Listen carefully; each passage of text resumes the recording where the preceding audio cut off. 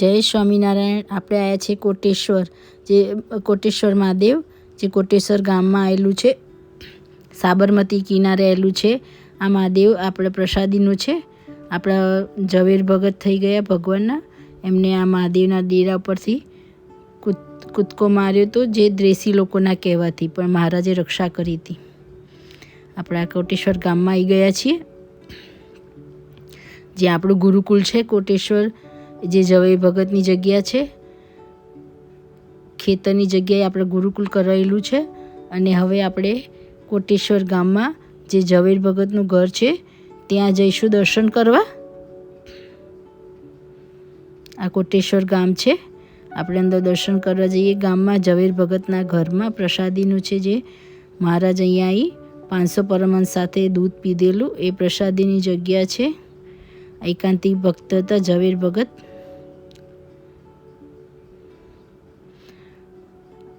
આ ગામની અંદર આવેલું છે અને આ કોટેશ્વર સાબરમતીના કિનારે આ ગામ આવેલું છે, કોટેશ્વર મોટેરાથી નજીક.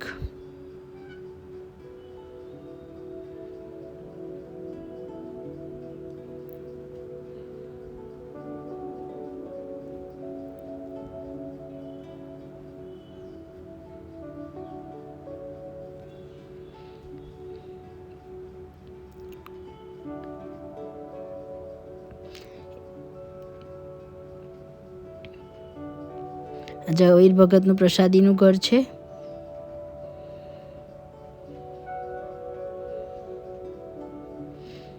આ હનુમાનજી છે. અહીંયા 500 પરમહંસ સાથે મહારાજ આવ્યા હતા અને ઝવેર ભગતના ઘરે દૂધ પીધું હતું. એ આ પ્રસાદીનું ઘર છે. અહીંયા એક નાનું મંદિર બનાવેલું છે, એમાં જે નરનારાયણ દેવ હરિકૃષ્ણ મહારાજ પધરાયેલા છે. નરનારાયણ દેવ, રાધાકૃષ્ણ દેવ, હરિકૃષ્ણ મહારાજ. આ 500 પરમહંસ અહીંયા બેસી અને દૂધ પીધું હતું, એ પ્રસાદીની જગ્યા છે.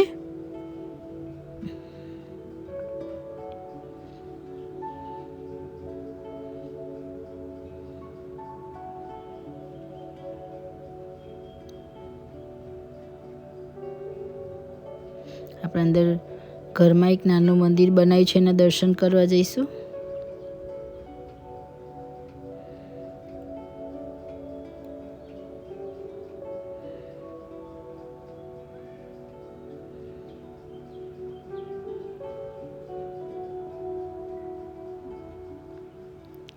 આ ઝવેર ભગતનું ઘર હતું. ભગવાન શ્રી હરિ 500 પરમહંસ સાથે ઘરમાં પધારેલા અને સંતોને સૌને દૂધ જમાડેલું. આ અક્ષરધામ તુલ્ય પ્રસાદીનું સ્થાન છે. આવું બળ મારેલું છે. આ એમનું ઘર છે.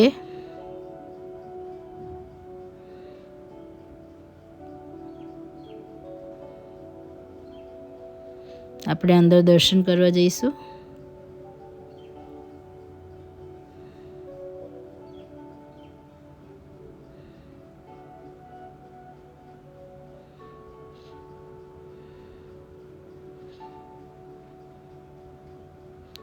નરનારાયણ દેવ, રાધાકૃષ્ણ, હરિકૃષ્ણ મહારાજ પધરાયેલા છે. પટમૂર્તિ નાનું એક મંદિર છે.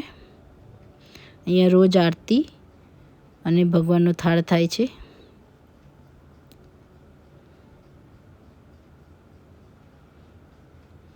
ત્યાં ગુરુકુળથી રોજ પ્રસાદ અહીંયા થાળ લાવવામાં આવે છે, જ્યાં નવું મંદિર બનેલું છે એમાંથી. આ એ પ્રસાદીની જગ્યા છે ઝવેર ભગતની. બધા દર્શન જેને ના કરે અચૂક પધારજો. અક્ષરધામ તુલ્ય છે, જ્યાં 500 પરમહંસ સાથે મહારાજે દૂધ પીધું હતું.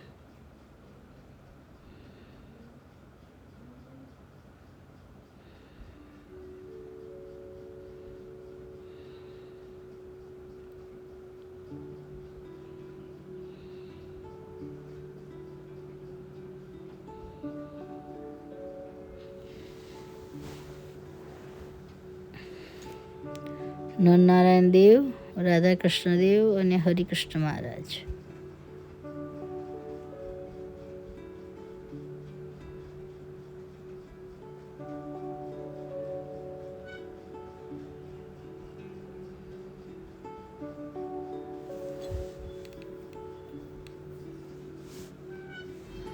અહીંયા 20 આ ભગવાન પ્રાચીન મંદિર છે સોમનાથ. આ મંદિર અહીંયા ખેતર હતા અને અહીંયા વાવેતર થતું હતું. તો એક ભગત હતા, એમને કંઈ પ્રોબ્લેમ થયો ગમે તે, તો સોમનાથ ભગવાનને અરજ કરી, કંઈ અનાજ મળી ગયું કે કંઈ બી, તો સોમનાથ ભગવાન પોતે પ્રગટ થયા. પ્રગટ થઈ અને બધું સારું કર્યું એમનું. અને એ ભગતે આટલા વર્ષ 500 વર્ષ જે લખેલું છે ને, ઝવેર ભગત. ઝવેર ભગત, હા, એમને આ મંદિરનું અહીંયા સ્થાપના કરવાનું કીધું. બરાબર. એટલે જૂનું પ્રાચીન મંદિર એટલે છે. મહારાજ અહીં પધારેલા. હા, સોમનાથ ભગવાન. હા. પછી બીજું મંદિર તો મોટું બનાવ્યું. હા, બીજું બન્યું કોટેશ્વરનું. હા, કોટેશ્વર. એટલે ઝવેર ભગત ની હાજરીમાં ભગવાન અહીંયા 500 અંશ સાથે આવેલા. હા, અને દૂધ પીધું તું. હા, હા, એટલે ઝવેર ભગત બહુ મોટા ભગત થઈ ગયા સંપ્રદાયમાં. હમ, આ ભગવાનનો થાળ લાયા. હા. આ જુઓ ભગવાનનો થાળ છે. હવે ભગવાનનો થાળ દરરોજ ધરાવવાનું. હા, દરરોજ ભગવાન સાંજ સવાર. સાંજ સવાર ભગવાનનો સવારે 11 વાગે અને સાંજે 7 વાગે. હા, ભગવાનનો થાળ છે. હવે ભગવાન જમશે પેલા મંદિરથી લાવવાનું. પેલા મંદિરથી અહીંયા તમે થાળ લઈને આવો હા, અને અહીંયા ભગવાનને ધરાવો. હા. હા. એ ટાઈમે આરતી થાય. આ પ્રસાદીની જગ્યા છે. ઝવેર ભગતનું ઘર છે. અહીંયા મહારાજ ખુદ પધારેલા 500 પરમહંસ સાથે, અને ઝવેર ભગતને દર્શન આપ્યા હતા. અને બધા 500 પરમહંસોએ અહીંયા દૂધ પીધું હતું. હા, અને એ હકીકત છે. એ હકીકત છે, એવું કઈ બનાવટી વસ્તુ બનાવટી નથી. પણ અહીંયા ભગવાન ખુદ પધારેલા અને 500 પરમહંસ સાથે પધારેલા. અને અહીંયા બેસીને દૂધ પીધેલું ઝવેર ભગતના ઘરનું. ઘણા લોકોના કામ કરેલા છે. જેની માનતા હોય અહીંયા પૂરી કરે છે મહારાજ. સાચા દિલથી શ્રદ્ધાથી માનતા રાખો એટલે મહારાજ અહીંયા તમારી સહાય કરે છે, સંકલ્પ બધા પૂરા કરે છે. જય સ્વામિનારાયણ. જય સ્વામિનારાયણ.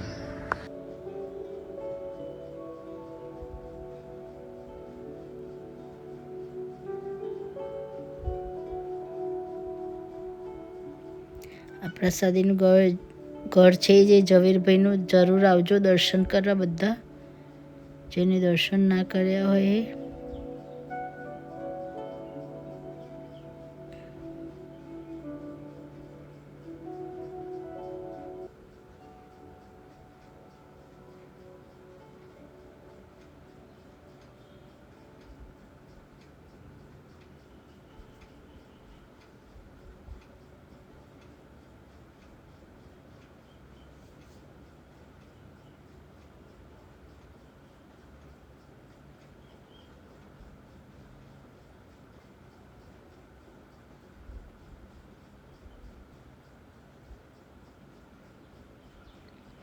આ ઝવેર ભગતની પ્રસાદીની વાડીએ આવ્યા આપણે. આ એમનું ખેતર હતું. અહીંયા કાયમ ખેતી કરતા વાડીમાં. અને ગામના લોકો, દ્રેસી લોકો બહુ જ હેરાન કરતા એમને. અને એમના સારી એવી ખેતી થતી. અને ગામના દ્રેસી લોકો અને ઝવેર ભગત ભલા ભોળા બિચારા, તો એમને બહુ જ દેશી લોકો હેરાન કરતા. અને કહેતા કે તે નવો પંથ અપનાવ્યો છે, જો તારા સ્વામિનારાયણ સાચા હોય તો તું પેલા મહાદેવના દીરા પરથી પડતો મૂક, અને જો તને કશું ના થાય તો તારા સ્વામિનારાયણ ભગવાન સાચા. એવી રીતે એમની પરીક્ષા કરેલી.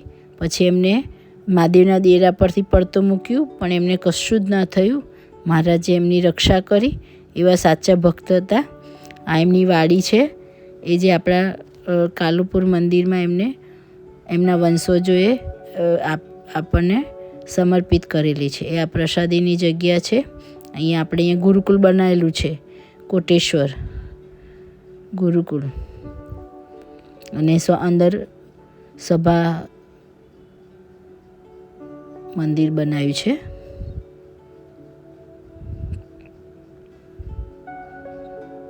અહીં પ્રસાદીની જગ્યા છે. અહીં મહારાજના ચરણાવીને પધરાયેલા છે.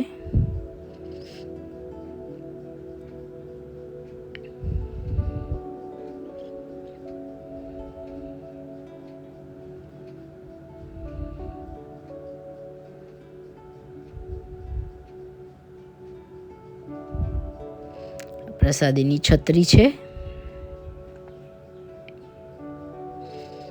મહારાજ અહીં પધારેલા વાડીએ.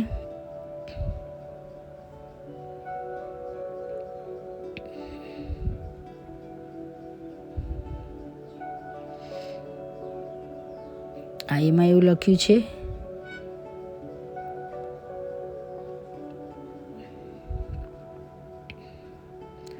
કે આ જે એમના વંશજોએ આ જે સંસ્કૃતમાં લખ્યું છે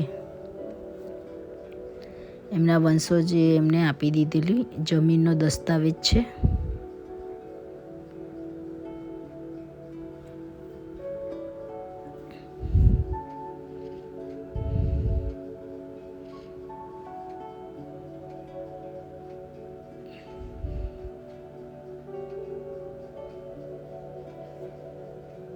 આ કોટેશ્વર ગામ મોટેરાથી એકદમ નજીક છે.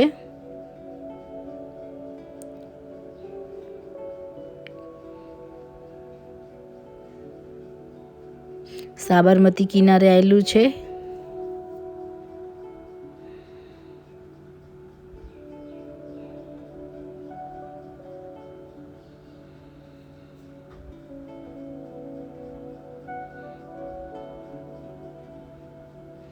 અહીં ગુરુકુલમાં વિદ્યાર્થીઓને અભ્યાસ કરવામાં આવે છે અને આ મંદિર છે સભાખંડ.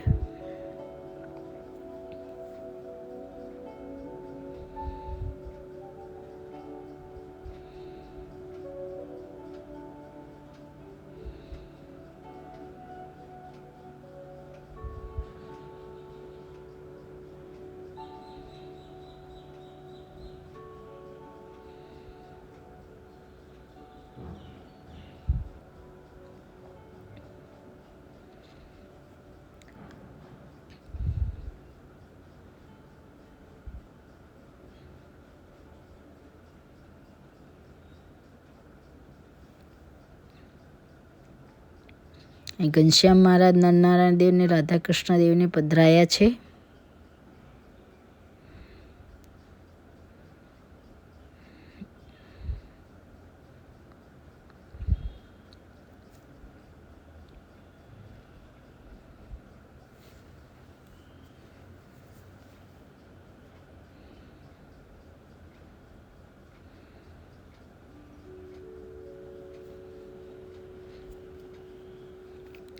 આ ગુરુકુલમાં અહીંયા છોકરાઓને સારી રીતે અભ્યાસ કરવામાં આવે છે.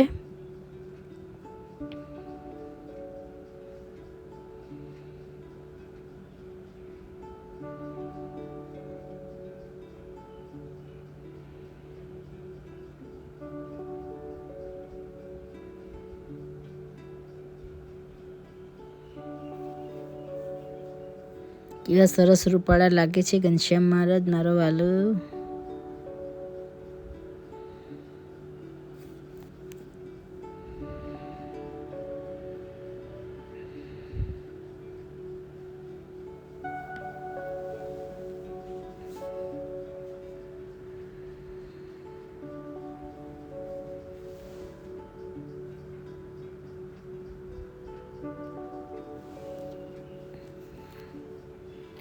આ લાઇબ્રેરી છે.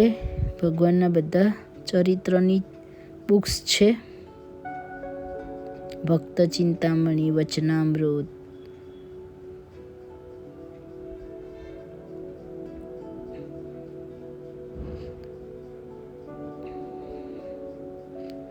નિર્ગુણદાસ સ્વામીની વાતો, પ્રસાદાનંદ સ્વામીની વાતો,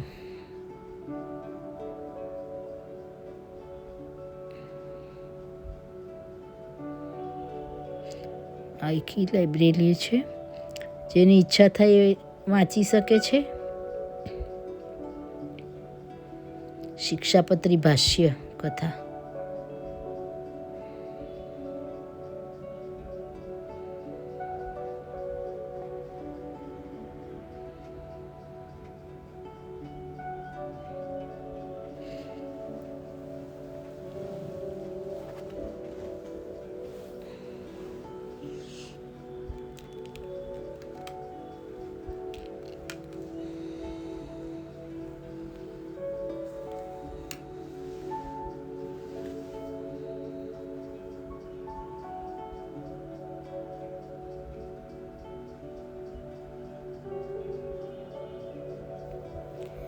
આ મહાદેવ છે જ્યાં ઝવેર ભગતે મહાદેવ પરથી કૂદકો માર્યો હતો. એ આ બહારનો ગેટ છે. આપણે આગળ મહાદેવજીના દર્શન કરાવી દીધા છે. બહુ સરસ પહેલાં નાનું જ મહાદેવનું મંદિર હતું. અત્યારે બહુ જ મોટું અને સરસ બાળકોને રમવાની પણ મજા પડે એવું છે આ કોટેશ્વર મહાદેવ. આ એ સામે દેખાય ધજા ફરકે ત્યાંથી પહેલાં નાનું દેરું હતું, અત્યારે સરસ મોટું મંદિર બનાવ્યું છે. અહીંયા બાળકોને ગાર્ડન ને બધું છે. અહીંયા બાળકોને રમવાની પણ મજા પડે એવું છે. સાબરમતીના કિનારે આવેલું છે. ઋષિ પાંચમના દિવસે ભાદરવા મહિનાની ઋષિ પાંચમના દિવસે અહીંયા હરિભક્તો બહુ જ સ્નાન કરવા આવે છે અને અહીંયા મહાદેવજીના દર્શન કરે છે. ખૂબ વિશાળ પ્રમાણમાં બહેનો અહીંયા સ્નાન કરવા આવે છે ઋષિ પાંચમના દિવસે.